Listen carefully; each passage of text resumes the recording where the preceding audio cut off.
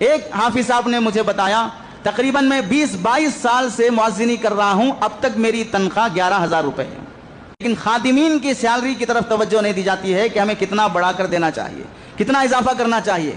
میں ان بندوں سے ہاتھ جوڑ کر درخواست کرتا ہوں، یا تو خدمت کرنے والے بنو یا خاموش رہنے والے بنو، ٹانگ کھینچنے والے نہ بنو۔ بعض ایسے لوگ بھی کمیٹیوں میں آ جاتے ہیں جو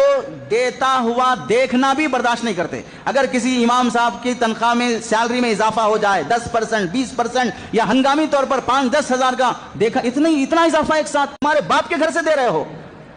ماں کی پراپرٹی بیچ کر دے رہے ہو، پبلک کا پیسہ پبلک کی خدمت کرنے کے لیے۔ کبھی کسی ایم ایل اے کی سیلری پر اعتراض ہوا، کبھی سی ایم کی سیلری پر اعتراض ہوا، کبھی پی ایم کی سیلری پر اعتراض ہوا، کبھی ڈاکٹر کی انکم پر اعتراض ہوا، کبھی وکیل کی انکم پر اعتراض ہوا۔ جتنے لوگ کروڑوں کی مالیت کما رہے ہیں ان کی کمائی پر کسی کو کبھی ڈاؤٹ نہیں ہوتا، بلکہ وہ عزت دار شمار ہوتے ہیں، اور جو معمولی تنخواہوں پر 24 گھنٹے قوم کی خاطر فارغ ہونا چاہتے ہیں ان کی سیلری بڑھاتے ہوئے دم نکل جاتا ہے۔ تو معافی مانگو اللہ سے، اتنا بدنصیب کیوں بنایا کہ میں کوئی اچھائی دیکھ نہیں سکتا ہوں؟ اتنا غلیظ خبیث مجھے کیوں بنا دیا کہ میں کسی کی اچھائی نہیں دیکھ سکتا ہوں؟